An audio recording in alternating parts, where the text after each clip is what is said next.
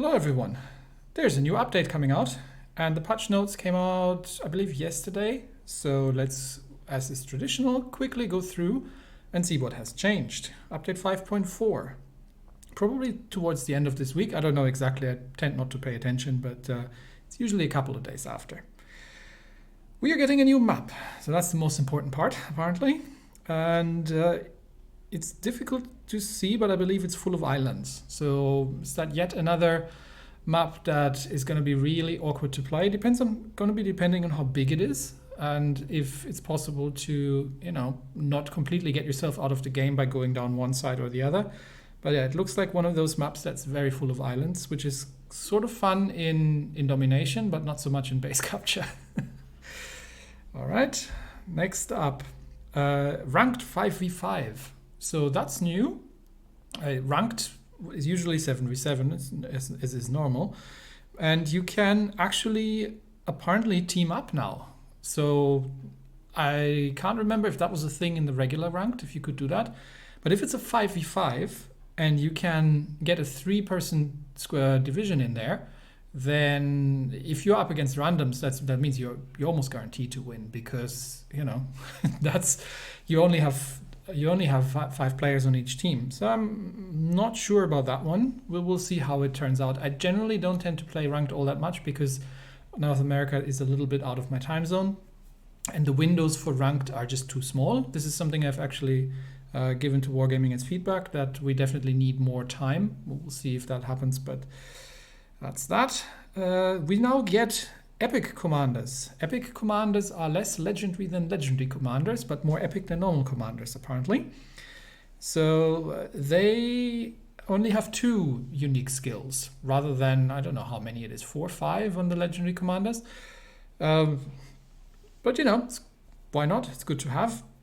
There are a couple of, they're going to add 8 new epic commanders, and a couple of these are, collab and whatnots, I assume. So all the anime needs are fulfilled. We're getting Oldendorf. Okay, so that's good to know. Battleship captain, probably. And he gets the APCS plus, and he gets the crossing the T skill. We'll look into that in a minute here.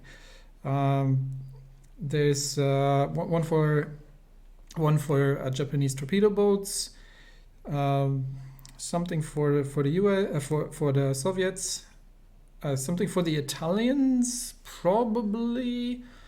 Engine overload and adrenaline rush. That sounds like for the upcoming Italian destroyer line, almost. Something for the French. Something for the British, with a better IFHE. So probably British battleships, because I think lower than that, the IFHE is probably not going to make too much of a difference. But something that needs testing. Something for Germany, that's good to know. The Close Quarters Combat Expert Plus is great. This is the one that you get on von Hipper as well. And Victorious Charge Plus, okay, so you recover a little bit more hit points when you are sinking an enemy ship. Not a huge one, but we'll have to see how expensive they are or how they are obtainable. Epic commanders. New skills, crossing the T. Just as a quick side, crossing the T was a technique that meant that if that you managed to go across the enemy battle line, such that you were broadsiding and they were not, and as such you could get all your guns to bear and they could only get their forward or rear guns to bear. This is something the Japanese have famously done to the Russians. This gives us, 3% better dispersion and 10% citadel damage. So this is probably the level 12 skill. I'm not 100% certain it's going to be worth it, because the plus 10% citadel damage, how much extra damage are you going to get out of that in a game? 2,000, 3,000, 4,000 maybe, but it's not going to make a massive difference. Also 3% dispersion is one. All dispersion is good to have, but 3% on its own is not going to be adding an awful lot, but it kind of stacks nicely with the other ones, I guess. So that said, it is probably the level 12 skill, and I think there's a defensive skill there which might be better suited towards battleships, but we'll have to see. And the torpedo squadron skill, what does it give? An additional engine accelerator. That's useful to have. In return, the torpedo concealment is worse, so your torpedoes are easier to spot, but they also do more module damage. Okay, so you probably, even if you're not causing a flood, you could use that to trigger a damage control, for example. So that sounds useful. I mean, the extra engine accelerator especially sounds like a good thing to have.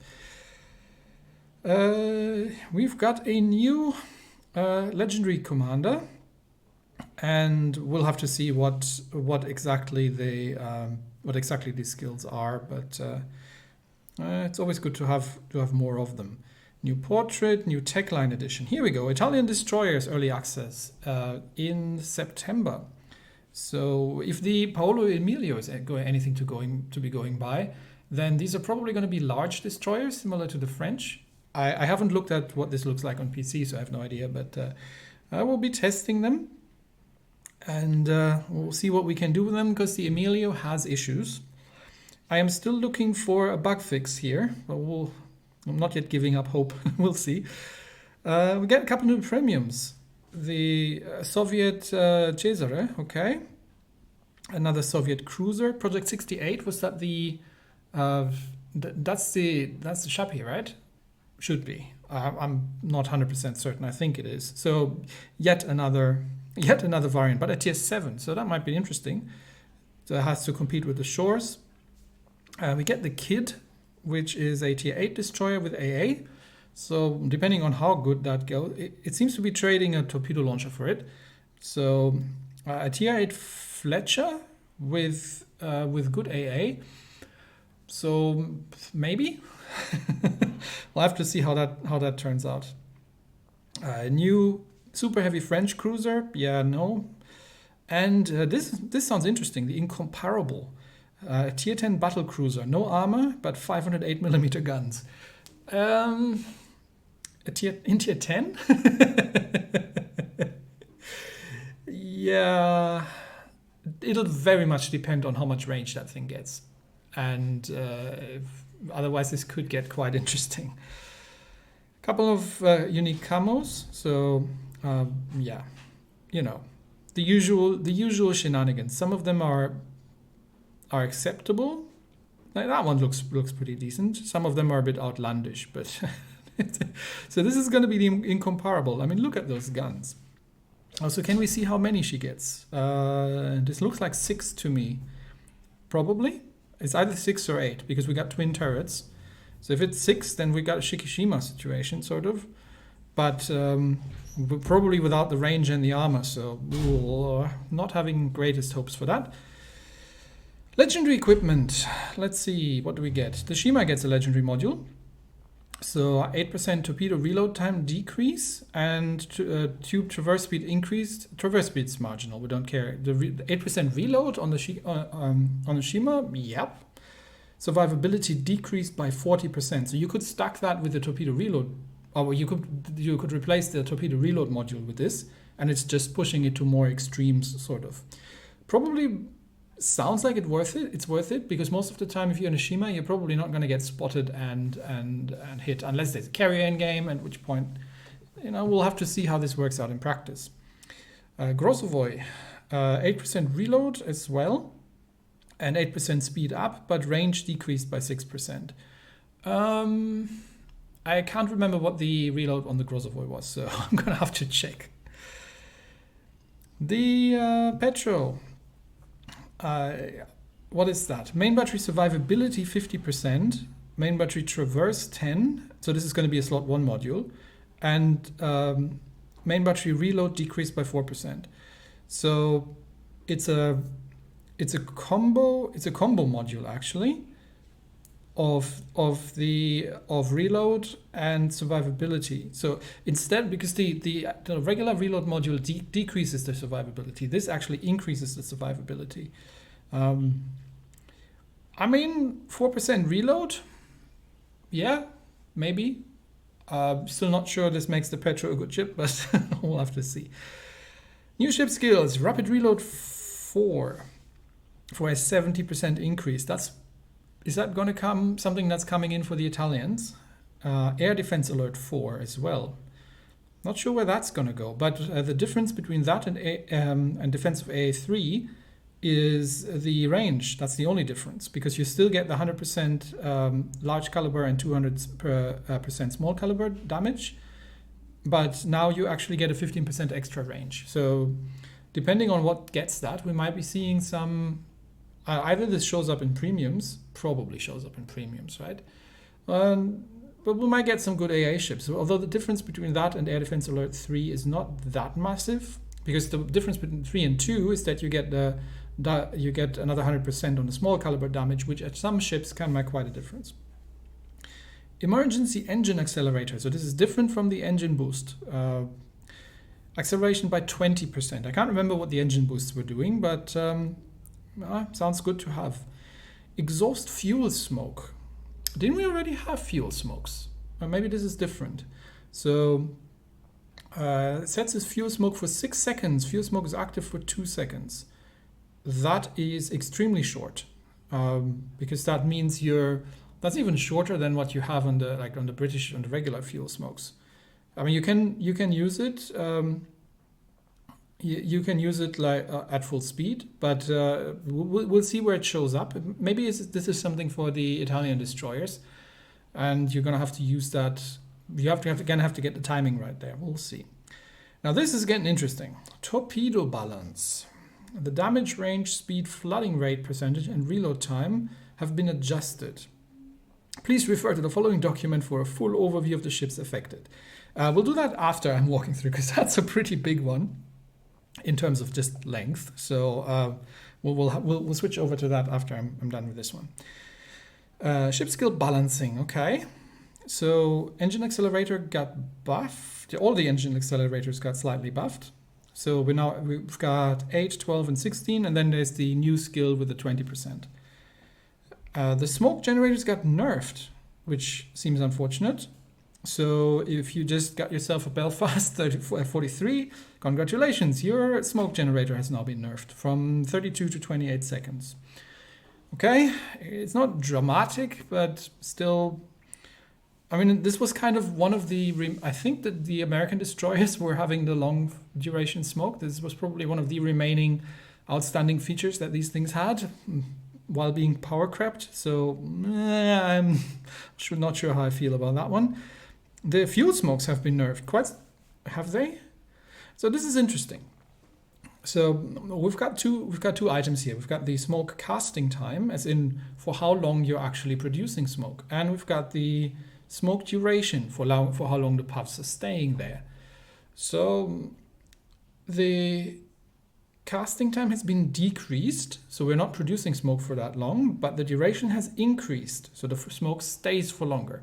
Now, given that these are fuel smokes, which are meant to be at full speed, I'm not sure why, because you don't really care about how long that smoke trail remains unless you don't understand how fuel smokes work and you're stopping in it. But other than that, it sounds like a nerf to me. So maybe this is a stab at the Italian battleships. I'm not sure. We'll have to see how that feels in practice, but it's quite significant. I mean, 20 to 15 seconds. That's a 25% reduction, and I don't think the increased duration is necessarily compensating for that. Depending on, we'll have to see how this plays in practice. All right, so that gets us to the big one. All right, so I've taken these numbers and we're just looking at the difference here. You can look at the spreadsheet linked from the on the original spreadsheet linked from the update notes. But I wanted to see, what the effective impact is. So this is just the difference from before to after. So let's begin with looking at who got a damage buff. The Khabarovsk did get a damage buff, quite significant. I mean, I assume this is per torpedo, so 900 damage per torpedo extra. That's a significant amount of damage. In return, the torpedoes are now getting slower, but they're getting a better flood chance, but also almost 5 second longer reload, which is probably okay because the Kaba is not a torpedo boat. So this might give her a bit more of an edge to be played like, as the It's a free version of the YOLO Emilio or something like that. And it looks like, well, the Hawkins got it. A bit of damage. The French have gotten a bit of damage extra. Harugumo is interesting because the Harugumo gets not just the damage, but she also gets the flat chance. So we'll look at that in a minute here. But then, so the British heavy cruisers have gotten a little bit more torpedo damage, which is great. They've gotten a bit more torpedo range and better flooding chance. So that's very welcome. These things were in dire need of some buffing. Torpedoes are probably not the primary thing you would be going to buff there, but hey, is what it is, right?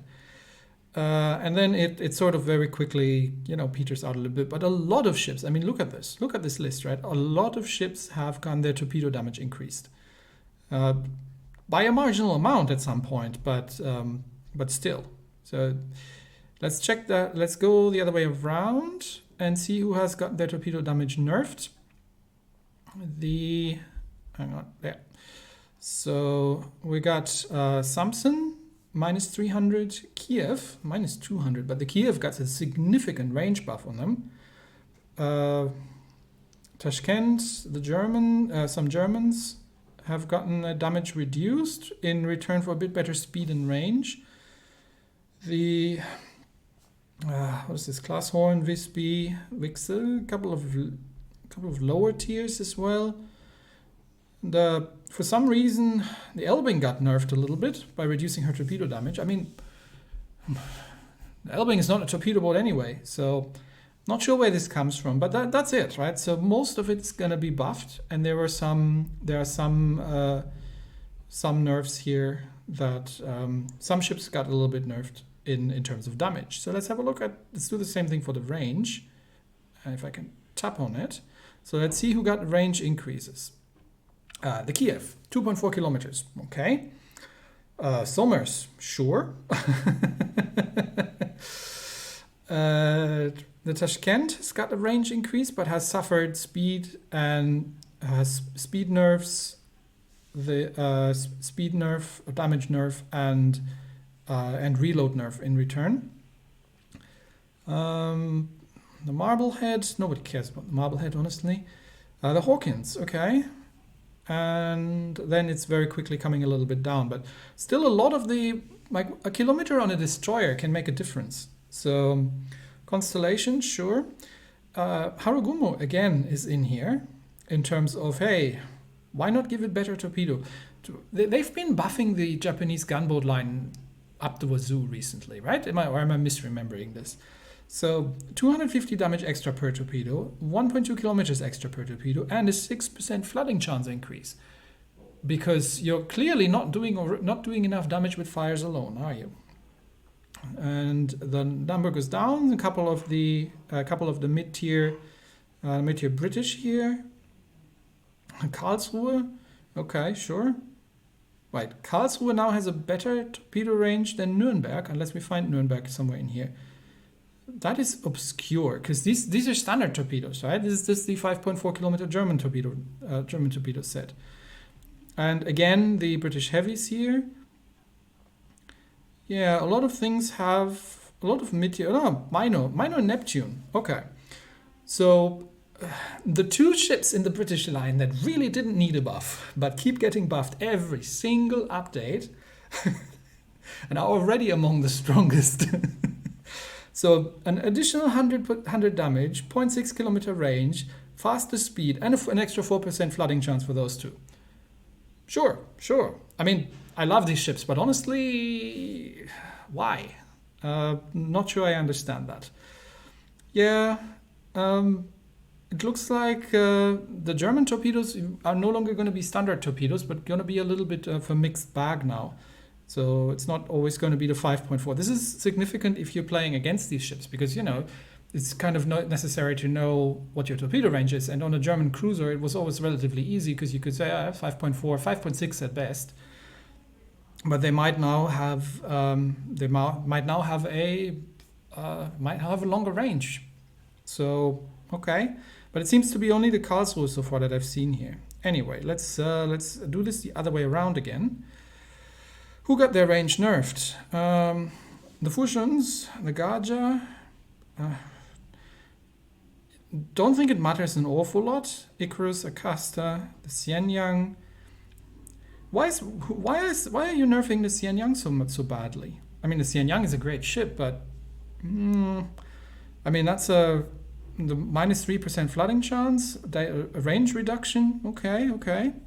Not many of them though, but Xianyang seems to have it worst in terms of nerfs here by getting her range reduced.